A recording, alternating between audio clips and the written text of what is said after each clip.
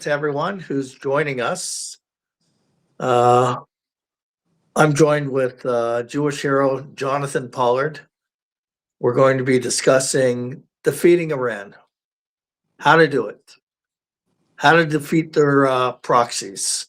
In the limited time that we have, we're going to cover as much as we can.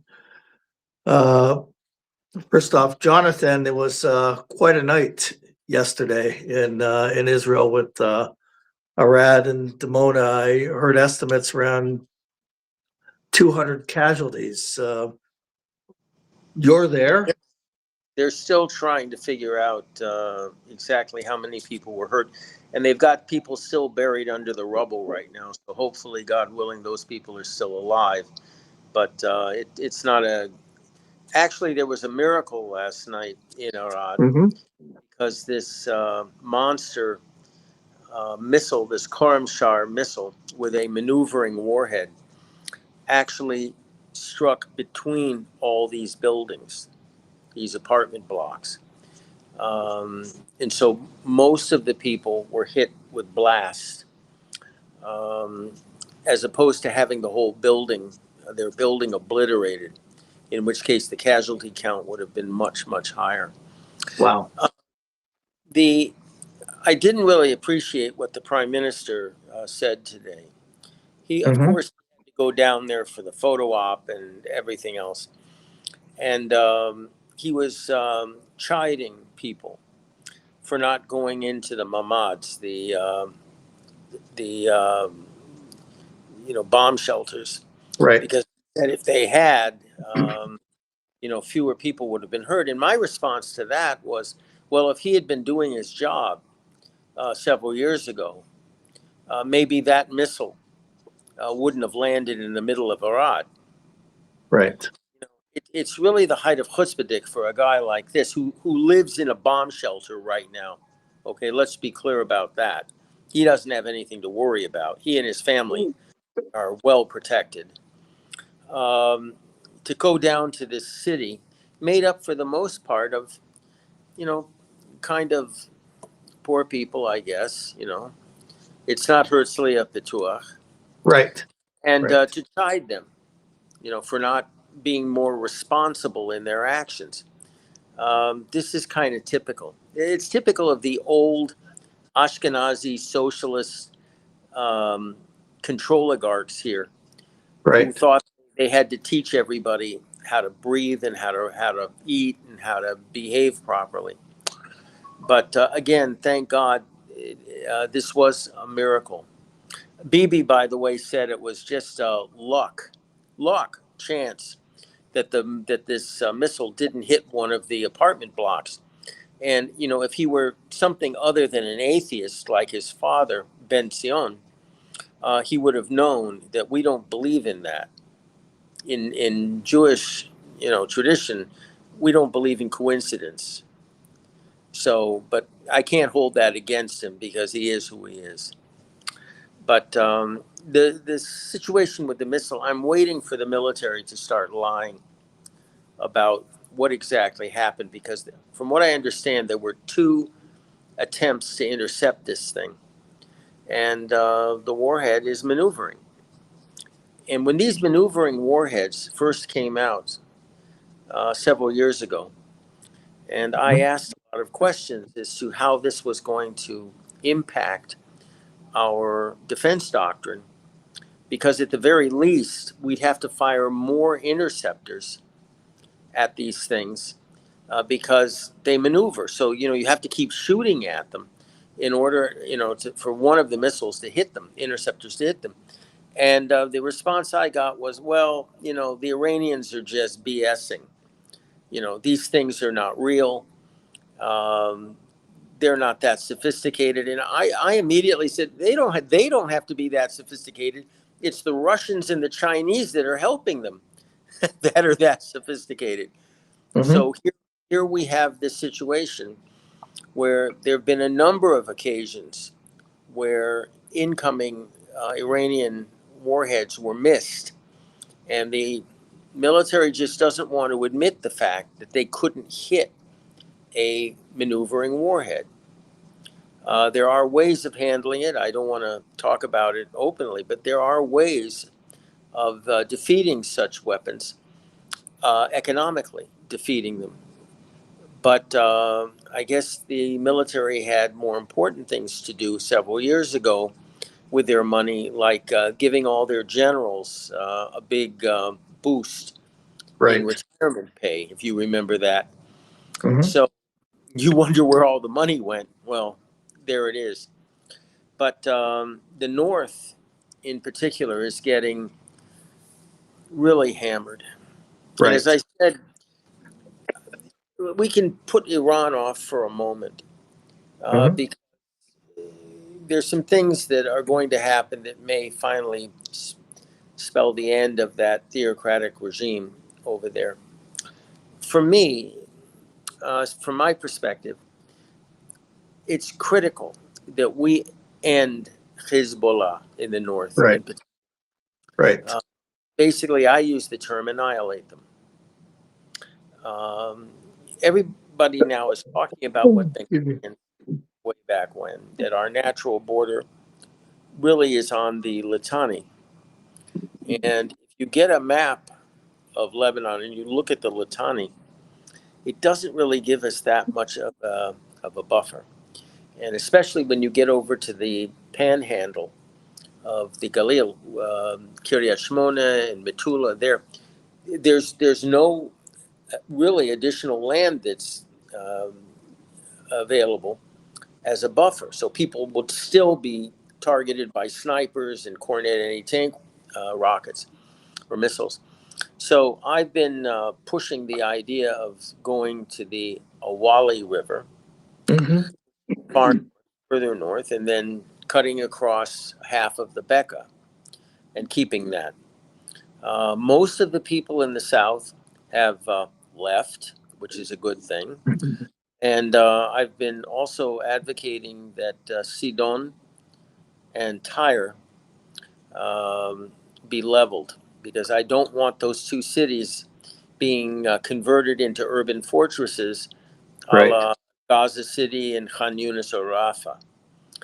Uh, if Right. right now we have about 5 divisions that are slowly assembling up north, and I don't know exactly what their deployment orders are, and neither do they, because the chief of staff, Zamir, and Bibi are still trying to figure out what we're going to do up north, uh, where we don't anger the Americans, or if you can believe this, the French, as if they count for anything other than, crêpes Suzettes and maybe some good champagne. They just they are doing everything they humanly can to delay taking any kind of decisive action up north. And so what happens is today we lost a guy, a farmer. He was Right. blown to pieces by a cornet, didn't stand a bloody chance. And um, I mean, Metula is getting hit, Kiryat Shmona is getting hit. And today, of all days, the government announced that there's going to be a big building plan in Kiryat Shmona. Thousands of apartments. I mean, I looked at the design of this new community in Kiryat Shmona, and I thought to myself, wow, they must have the same,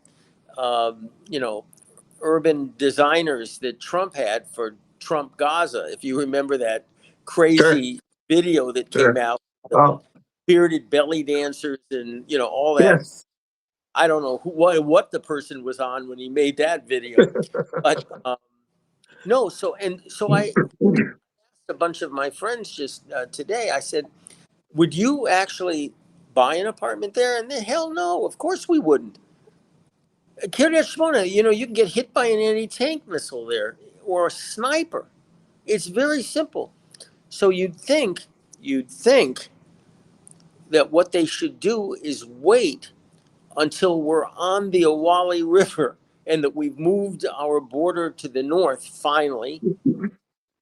Because Lebanon is not a country. I wouldn't even call it a failed state. It's a Right. battlefield. That's all it is. Yeah. Yeah. But would wait. They would have the decency to wait until we were in a position to actually safeguard the construction of a new, beautiful new community in Kiryat Shimona.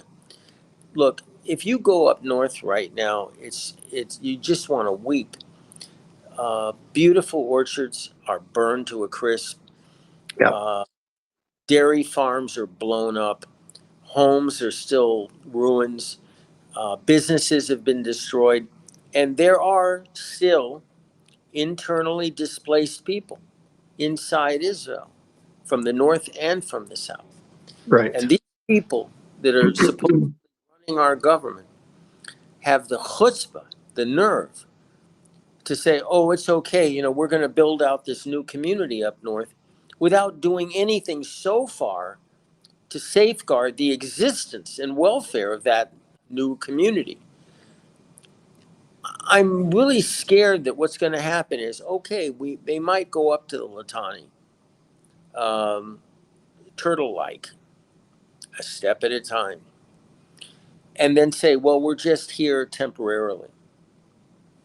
Because that's what they've done the last 3 or 4 times that we've had to fight Hezbollah. And then we retreat, and they fill in the place again. They come south with all their people, and it's like at one point it's like whack-a-mole. You just keep hitting them here, or Groundhog Day, where you just wake up the next day and you're back in the same place. And the government in Lebanon, they don't do anything. They can't, because the dirty little secret about this is that 2/3 of the army is Shia. So you think they're going to do anything? Of course not. Of course not. This is just Hezbollah in Lebanese army fatigues. That's all. And the United Nations, nothing. It's a real problem. I was very concerned when I heard the French carrier battle group centered on the Charles de Gaulle was headed for the Eastern Mediterranean, because I had this horrible feeling that Macron, who is desperate for Muslim voters, voter support in France, was going to threaten us by saying, we're establishing a no-fly zone over southern Lebanon because we're concerned about Lebanon, the Lebanese people, our citizens, the French citizens, and that we will interfere with any kind of aerial campaign that Israel undertakes. Well, luckily, they're not doing that. I think maybe somebody may have told them that we're not playing around anymore, with them at least. So that's Lebanon. The other place, of course, that I am still concerned about is Gaza. And they have rebuilt almost completely their infantry. They've had months now to build out their urban fortifications, both above ground and below ground. And that's all been accomplished by the use of stolen, and I use that word advisedly in quotes, humanitarian relief that we all know, all of us know, was just, we should have just given it to Hamas, because when the trucks went across the border, their guys just took them over. So here we are in a situation, and I've talked to a lot of soldiers, a lot. And I asked them point blank, how do you feel about fighting over land that Bibi and the President of the United States intend to hand over to the so-called Palestinians? And they don't like it at all. This has been very poorly reported, if ever, that there is great anger in the army, in the rank and file, over this whole situation. They don't mind fighting tooth and nail for land that we will keep. And by the way, that's the only thing the Arabs understand. They can lose people, they can lose infrastructure, they can lose anything other than land. Because if they lose land, then that calls into question the legitimacy, if you will, of the Quran. Plain and simple. Because whatever, the Muslims take, they keep. Well, if they don't keep this, then it looks like the Quran is not exactly a guide. for the faithful in this regard. Right. Which isn't anyway. I don't know if you've ever read the Quran, but it's I don't know. It's very interesting. I'll put it that way.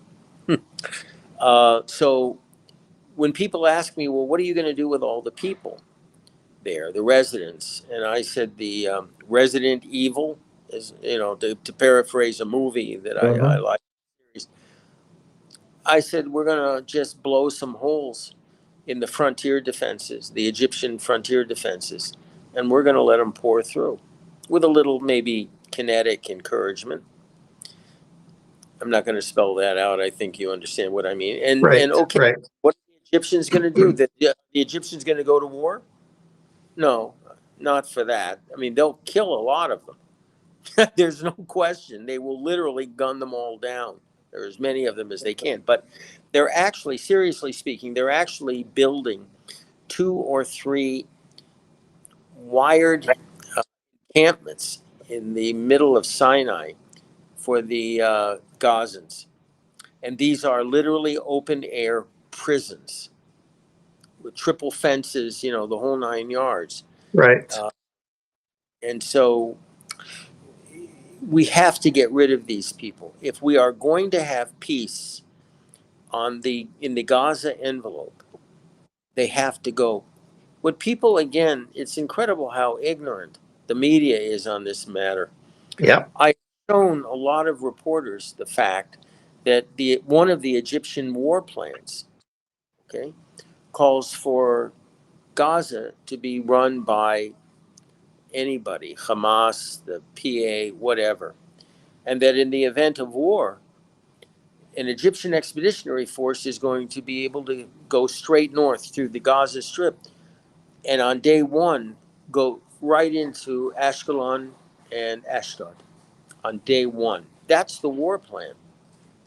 So if for no other reason than to stymie that, we have to take Gaza and we have to rebuild the fortifications, the urban fortifications of Gaza, to prevent that Egyptian expeditionary force from racing up the strip to the gates of one of our largest ports in Ashdod. Right. No, 100%. But the Army doesn't want to talk about that. I've given talks to the Army in which I explain I don't believe in Stalingrad on the Med. I never have believed in urban warfare. It's a fool's errand. I value our men and women in the Army more than the generals do. I've said that the biggest killer, the most efficient killer of our soldiers are the rules of engagement that the Army has insisted that everybody follow. This is rules of engagement written by a communist academic who had never seen battle and who believes, here it comes, that it is unethical to fight decisively against an enemy. You're only allowed ethically, according to him, to fight until you've stopped the enemy. Anything beyond that is a war crime. Now, I asked a bunch of soldiers a while back if they had all read the Purity of Arms. And I got a very, serious, they nodded their heads. And I said, are any of you guys stupid enough to follow that? And they all laughed. Of course not. But it's still being used. So now I understand that it's being revised. And I hope to meet the rabbi that's involved in that process. We have our own laws of war. You can find them in the Torah. Absolutely. They're in there. We don't need anybody else's left-wing, progressive, liberal views on, the ethics of war fighting. We have our own ethics. So as far as Gaza is concerned, that situation will be cleared up in about 2 weeks with the use of airdrop, city-busting munitions, and thermobaric munitions that burn everything up. So you smash everything, then you burn it, and then you move the bulldozers in and you renovate the place for the Olim that will be coming in. Right. You don't go in house to house. They're waiting for us. We were fighting on their terms, on their territory. So we switch up on them. And if they want to stay there, either underground or in on the surface, that's fine. We're going to bury them. But the Army doesn't like me talking about that because they consider that grounds for war crimes. And that's what this is, that whole situation with the military um, adjutant general, Tomer Yerushalmi, with this doctored video purporting to show that some of our soldiers were sexually assaulting Right. a Nukba terrorist. Right. If they had done that, they would have been doing a lot nicer things to that guy than I would have done. Ben Gvir is still, by the way, trying very hard to get this law passed to execute the Nukba and the Hamasniks. Mm-hmm. I was a big supporter of that, but I've had problems with that now, and I'll tell you why. Okay. There's no way of knowing when in the future the government of this country will take a hard left turn. In which case, Wow. I know what you're going to say. Some guy like an innocent guy like Amiram and Uliel, who was falsely accused under torture of killing, firebombing, an Arab family, Yeah. which lie, could be executed by a left-wing government. I'm very scared about that. And I have mentioned that. You know what? It's like unbelievable. You know, on Friday in Iran, the regime there, they hung a 19-year-old wrestler. Mm-hmm. There's nothing said from the ICC. There's nothing said from the United Nations, the group of total hypocrites or outright Jew haters. There's no accountability for Iran for that. You know, or I for was any, thinking, or for any other country for that matter. yeah, right. So, I mean, on Friday, I was thinking about that 19-year-old kid wrestler in Iran that was hung publicly. And then, you know, on over Shabbat happened with Arad and that tragedy. But so, you know, I spent my time thinking about it, and that's what we're talking about. But it's amazing the outright hypocrisy. And then we're talking about the death penalty in Israel for outright murderers with blood on their hands, and we have to have a debate about it. It's unbelievable. You won't believe this, but because of creatures like Meir Yerushalmi and the current Attorney General, Miara, I'm not going to mention her name because children might be listening to this broadcast. They actually are applying civil rules of evidence to these rapists and murderers. And they want DNA evidence. Well, I'm sorry. They raped the girl, they beheaded her, they butchered her, and then they burned her. So yeah, this has become surreal. Yeah. Under the rules of war, the laws of war, it is legal to execute an illegal combatant on the field of battle. And that is what a terrorist is, an illegal combatant. And this is why at the beginning of the war in October, after October 7th, I went on the air. I was talking to a lot of people about the fact that our soldiers should not be ordered to take prisoners unless there was an intelligence value in doing so, but that immediately after the interrogation, the terrorists should be executed. They should be given two choices. You can either be executed really painfully right on the spot, or You can tell us what you know, and we'll make it easy for you. Those are the two choices that I would give these people. So, you know, the values and the ethics of our country right now are not Jewish values and are not. The Arab mayor in Hebron was directly He's a terrorist. involved in murdering the Jewish He's a students terrorist. Yeah. May 2nd, 1980. I was supposed to be there, so I'll never forget that day. He boasts about it. It was part of his campaign to be mayor, and he's alive. Look, it's the same thing with pay for slay. When you ask people, as I have, and I do, from the Likud in particular, what is going on with this pay for slay? You can, under the terms of Oslo, which they never signed, by the way, that's another open secret, we can cut off the frequencies that they broadcast all their incitement and hatred on. Radio, internet, TV, all that stuff. We can up their printing presses where they print, apart from, their local screeds, they also print haaretz, which I guess is appropriate. Personally, I use it for emergency toilet paper, but that's another thing. My friends say I should have more respect for my tochas, but that's another story. It's a debate. It's a debate, but there is an office in Ramallah of prisoner affairs, and they manage all the money. Well, take it out during during the workday. Take it out. The banking system, the PA banking system that Bezalel Smotrich wanted to close down,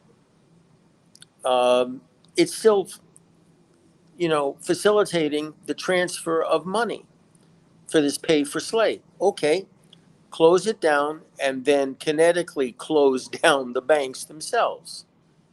I mean, any self-respecting government would do such a thing, but we don't. And it's neither left nor right that's proposed to do anything serious about this pay for slay issue. So when people try to characterize Bibi in particular as a Jewish, fine, upstanding Jewish nationalist, he is not. He's a leftist. Believe it. He is a leftist. One of the worst kinds. I've had more enjoyable conversations with ostensibly leftist people, old laborites. Yeah. That under Rabin that helped set up a lot of our communities in Yehuda and Shomron. Leftists. But they agreed, this is ours. We should build up the communities, and I don't call them settlements, the communities. And Bibi, he literally has to have his feet put to the fire in order to do anything of any significance in the territories. In fact, he's doing everything he can to prevent sovereignty from being applied there. Why? Well, because what are you going to do with the Arabs then? Well, any right-thinking person knows what should be done with them. I don't think my right-thinking solution would surprise anybody. I'm not interested in hurting anybody. I'm just in favor of arranging things so that the resident Arabs would see value in decamping to either Syria or Jordan or some other, I don't know, Islamic paradise that they could select. Maybe like New York now. Listen, I can't see like the founders of the state of Israel, Ben Gurion, being opposed to anything that you said. No, nothing that I have. This is a joke with me. I like to propose things, and when people get in my face during question and answer, I said, "Whoa, wait, stop, hold up the book." I said, "See this page right here? This is Ben Gurion. I am just repeating exactly what Ben Gurion said." And they look at me, they're shocked. And some of them have come up and demanded to see the book. And I show them the book, and they have this absolutely lost and perplexed look on their face. Um, the leftists like to believe they know history, but they know their history, and it's not the real history. But when they're Right. confronted by it, it's sobering. I'll put it that way. So, yeah, this is one reason why I haven't been accused of being, an insider or, anything else along those lines, because a lot of the things that I advocate, I ground in what Ben Gurion said. Mm-hmm. I mean, that's just, I'm sorry, facts are difficult things, and I've learned to use them to our advantage over the years. I wonder what Golda Meir's perspective would be on the anti-Semitism throughout the world and the attacks on Jews throughout the world. She set I'm up the hit squad to Yeah, hunt down PFLP. yeah. Well, it's after Munich. Um, there's going to come a point in time, I believe, when the Republican Party will be almost indistinguishable from the current Democratic Party. It's Right. happening. It's happening. If I you see look that. at if you look at the numbers, the polling numbers of young Republican voters, Right. Right. it's almost identical to the hard left progressives and Mm-hmm. their or politics of identity and their blatant anti-Semitism. So I think that it's just it's a certain eventuality, to quote Churchill, it's a certain eventuality that the Republican Party in just a few years, not many, just a few, will be almost indistinguishable in large part from the current Democratic Party in America. Mm-hmm. Um, I think it's finished for the Jews in Canada and in Australia. Oh, you're Uh, right. Yeah. it's not viable anymore. You could almost make a case for living in the exile, living in galut, which is actually a curse. Living in galut, if the government, the home government, gave a damn about enforcing civil rights laws for Jews. Right. But in Canada and in Australia, both led by left-wing know-nothing governments, are a clear and present danger. It used to be to the the, uh, the welfare of the Jewish community. Now it's the life of the Jewish community. Literally, Right. this is Right. not a question of do you feel comfortable or not. It's, well, gee, should I really go to Bondi Beach and celebrate Hanukkah or celebrate any holiday there? No. And frankly, it's getting that way, unfortunately, in Canada. Sure. A very dear friend of mine, just a few weeks ago, that went to a storefront show near one of the synagogues that was shot at. And police didn't seem to give a damn, one way or the other. You Yeah. know, and what was the answer from the government? You take care of your security. So I tell my Canadian family members, Esther's family, may she rest in peace, and others, time to get somewhere. It's time to come Yeah. home. While Yeah. you still can bring more than just the shirt on your back. My Right. family No, in 100%. my 100%. my German family waited too long because they just couldn't believe that this maniac would last as long as he did, because the good Germans would do something about it. Right. They didn't do anything. And so one of my relatives got out. He was the smart one. But now the issue, for the diaspora or the Galut Jewish communities are pretty dire. They're pretty straightforward. You can stay, but don't have any illusions as to how nice it's going to be for you. You will be living the life of what the Arabs call a demi, a second-class citizen, if that. Yes, if that. You, Right, you know, right. Well and I, put. and I tell people, look at what's happening to our brothers and sisters in France and in England and in the rest of Europe. It's medieval. Literally, it's medieval. I took some of my wife's daughters a couple of years ago to France. I had a series of speaking engagements in Nice and Marseille and Lyon up to Paris. And I used to work in France for over 40 years ago, and I Right. didn't recognize France at all. I didn't recognize it at all. It was um, Arabistan. I mean, that's basically what it was. In London, it's Londonistan. That's the joke. When my wife went back to Birmingham in England, like over 65% of the population now is hijab wearing Muslims. Right. Spent one day, and she said she couldn't take it, and she left.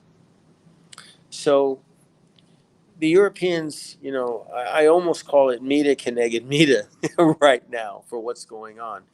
But I do believe that at one point there's going to be an extremely violent reaction by those Europeans that actually want to fight to maintain a Yeah. European society.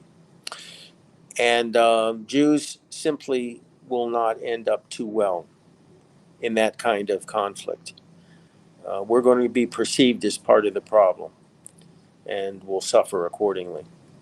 Let me So, add to that. Candace Owens made a statement last night. She said, part of her statement, Iran has the most moral army in the world.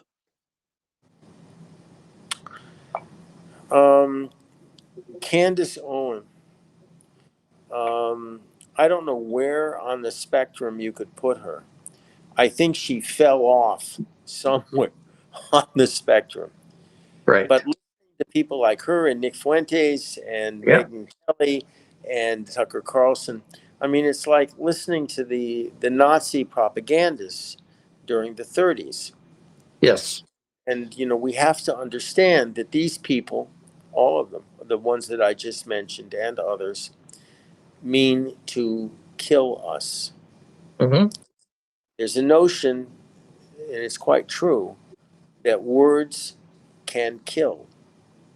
Candace Owen doesn't have to put a gun up to the head of a Jew to put the idea in Right. enough heads for them to Sure. go out. And we saw that in West Bloomfield, Michigan, Mm-hmm. where the Hezbollah the guy, well, he's related to a bunch of Hezbollah Right. dead Right.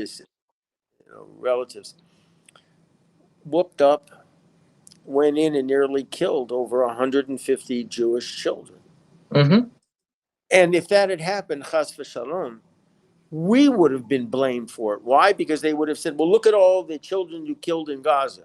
What do you expect people to do? Right. So we can't, there used to be a notion that the world loves dead Jews.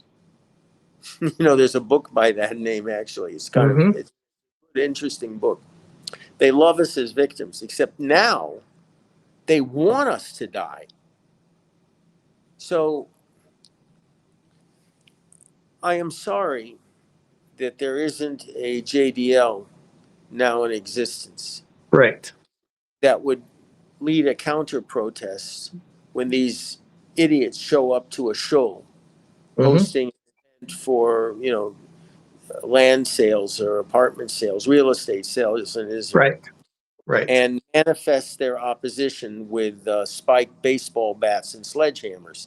Because Mhm. this is where we're at right now. Right. You know, it is not a war of words, it is a war of survival. And unless the enemy, and I put an animal like Mamdani and his wife Sure. in this category, Sure. unless they are made to feel scared and to be held accountable for their anti Semitism in the most radical way possible, they're just going to keep, well, allowing crazy people to act on their insanity on Jews. And it's going to get worse. It is. If you look at the statistics in New York right now, it's off the chain. Right. So I know my friends and relatives in Canada are really experiencing a very tough time right now. Remember, Canada is the country, you know, that had that old statement, one is too many. Right. Yeah. So there's a history to this here. And certainly nobody has to teach the French Canadians anything about anti-Semitism. No kidding. These people get it with their mother's milk. Right. So Right. this is why I am very concerned with the security of our country. Because at the end of the day, this is the only safe place for a Jew to be. The fact that it's the only Mhm. appropriate place, it goes without saying. But from a Right. very practical, personal security standpoint, we have to have the land that God gave us, not just because, you know, it's our territorial inheritance, because now it is a real function to having land. We need space, not just to protect ourselves, but to facilitate and accommodate, rather, the ingathering of the Jewish people from the Right. world. Is Right. everybody coming home? Is everybody coming home? No. No. I mean, we know what happened in Egypt, Mitzrayim. Most of the Jews either stayed or died in the night of darkness.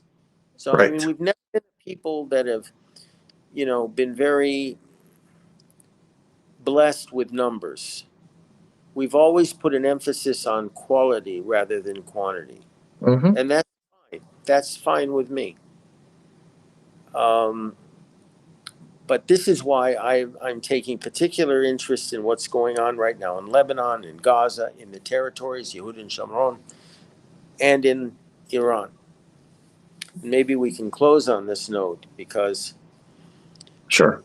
the president, it's clear. I mean, John Bolton said that the president was handed a box of scenarios. And all these things that are happening were referenced in one or more of these scenarios. So when the war started, it started off on the wrong foot. It was inadequate. No war has been won by air power alone. Okay, it's just a fact.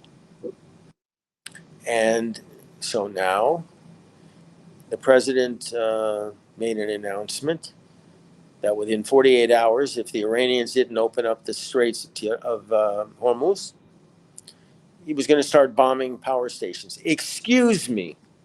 That should have been done on day one of the 12-day war. Right. Right. No power stations. The oil and gas industry back during the 12-day war should have been wiped out. And even now, you know, Trump asked us to hit the South Pars gas complex. Okay, we did. Okay, the Qataris got hit, the other state Gulf got hit. And so what happened? So Trump starts yelling at us. You know, it was implausible deniability. Okay, and we all winked and nodded, and that's fine. I'm sorry. If given the opportunity to do it, we should have just wiped the entire South Pars gas field out completely. And they said, oops, we're sorry. Right. Right. We just, you know, got carried away. We're bad. We're bad. We did something bad. So now he gave them 48 hours. So I was waiting for it. And this morning, The Iranians issued a statement saying, "Okay, you know, if you do this, we're going to hit all of the major Gulf Arab um, power stations and desalination centers." Gee, who didn't see that coming? This is Right. why you you know, I was expecting, you'll kind of laugh at this, but I was expecting the Japanese prime minister to get on TV and say, "Excuse me, President Trump, do you need us to teach you about, surprise in warfare? Return Right. the joke, so to speak." This was the Yeah. most, this was the dumbest, most stupid thing I've ever seen any leader do. You don't threaten a regime like the theocratic regime in Iran, which is just looking for an opportunity to wreak havoc in this region. Hmm? You just do it and be done with it. Um, the best thing Israel can do, I don't want to see this happen in the Gulf. I really don't. Hmm. Um, I'm hoping that when this war is over, that we'll have a good opportunity. We in Israel will have a good opportunity to do business with some of the Gulf, better business with some of the Gulf states that now, well, Right. feel our pain, if I can say that. Right. Um, but this is, there was a French observer to the battle at Balaclava, the charge of the Light Brigade, and he was asked, what did you think of it? And he said in French, "C'est magnifique, mais ce n'est pas la guerre." This was magnificent, but it wasn't war. And this is what I'm seeing now with the United States. Yes, there's a Marine Expeditionary Unit on board the Tripoli coming on station soon in the Gulf of Oman. There's another Marine Amphibious Unit, MEU, coming from San Diego on the USS Boxer. And I just want to say right now, if I were advising the president, I would not send them into the Gulf. I would send them to a place called Chabahar, which is just outside the Gulf, and where the Iranians have an ICBM complex that they used to try to hit Diego Garcia yesterday. Hmm. Okay, that's what you take, and then you bring in reinforcements, and you form a free Iran government there under the crown prince, and you march up country. You march up country to Bandar Abbas, which is the key to the Strait of Hormuz. And you seize that city and the island of Kushim, excuse me. Hmm. And that's it. The straits are open. And everybody's talking about Karg Island seizing. You don't have to seize Karg Island. All you have to do is shut the taps off. That's it. You take out the power station. That may happen yet. And that's it. And I've advised that the Saudis should tell the Chinese, bring your tankers to Yanbu in the Red Sea, and we'll give you the same deal that the Iranians, the concessionary deal that the Iranians gave you. You don't, need to deal with it. You can't. You can't line up anymore. This is a poorly kept secret. The Chinese tankers from throughout the entire war have been sailing back and forth between Karg Island and China. No, but without any interference at all. Right. Right. It's like an elephant walk with the tankers, just one Hmm. right after the other. So I'm not in favor of sinking any Chinese tankers. I don't want to bring on World War III. But if you cut off where they can load the fuel very easily, well, they're not stupid. They'll go get the oil wherever they can, especially if it's for the same knockdown concessionary price. Right. So I think things tomorrow may be very different than they are today. I hope not. I hope we can stop the Iranians from destroying desalination centers and power stations and other civic infrastructure on the Arab side of the Gulf.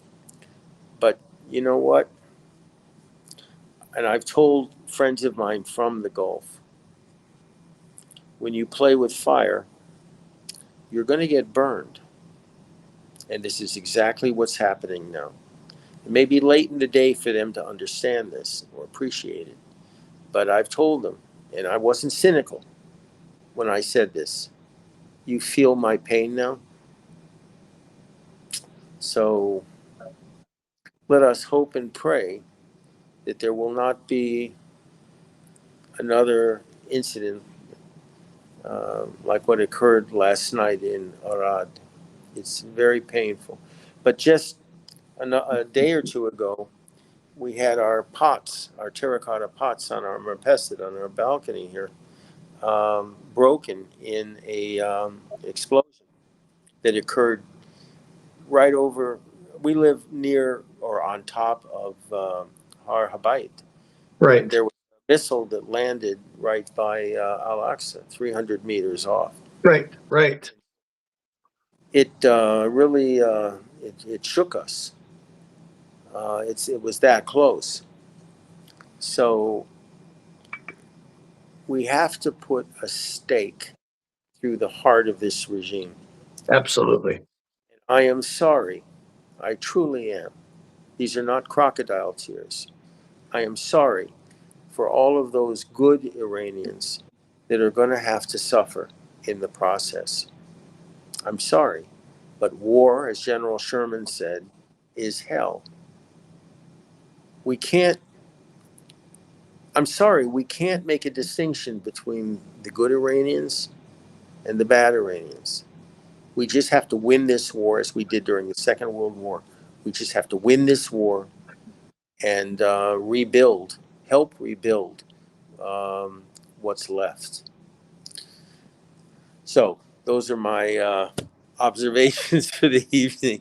Right. Jonathan, thank you very much. We're going to be certainly glued to the information coming out, and we'll have you on again. Obviously, there will be more updates coming up, but I may have a pot on my head the next time we we'll talk. see. We'll see. We'll see. We'll see. Be well. Thank you very much, Jonathan.